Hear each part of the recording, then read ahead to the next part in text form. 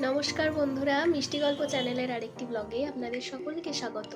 আশা করি সকলে ভীষণ ভালো আছেন। তো দেখতেই পাচ্ছেন সাজগোজ করেছি। আসলে আমার বন্ধুর বিয়ে, আজকে ওর আইবুড়ো ভাতের অনুষ্ঠান আছে। তো আমরা বন্ধুরা মিলে সবাই যাচ্ছি ওর আইবুড়ো ভাতের অনুষ্ঠানে, ভীষণ আনন্দ হবে। তো চলো, তোমাদের ওখানে গিয়ে বাকি ব্লগটা ওখানেই হবে, তো তোমাদের সাথে শেয়ার করবো। এখানে তখন পূজাকে সাজানো চলছিল। তখন প্রায় 3টে বাজছে।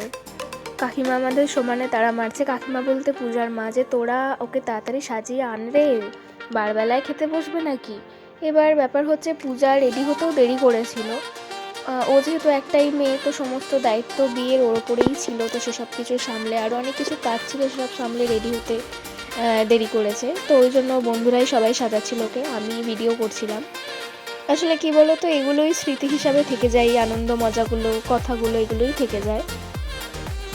তো শ্রীপর্ণা, অঙ্কিতা, রেনাক্সি ওকে সাজাচ্ছিল, আর ওই আশেপাশে ওর বোন, বঞ্জি এরা সবাই বসেছিল। এখানে দেখতেই পাচ্ছ রেনাক্সি ও টিপে কলকা করে দিচ্ছে। ওরা সবাই খুব সুন্দর সাজাতে পারে। আমি তো নিজে যদিও বা টুকটাক সাজতে পারি, কাউকে তো সাজাতে একদমই পারি না। তাই ওই ভিডিও করা, এই সব দায়িত্বেই আমি ছিলাম, বা টুকটাক বাড়িতে কাকিমাকে হেল্প করা, এগুলোই করছিলাম।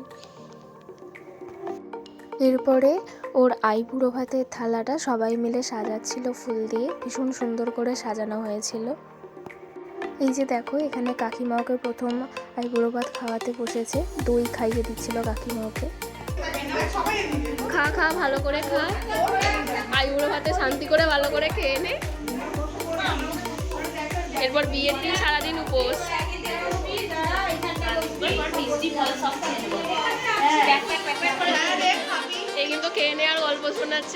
এখানে আমরা বন্ধুরা কিছু ট্রানজিশন ভিডিও শ্যুট করছিলাম মজার জন্য।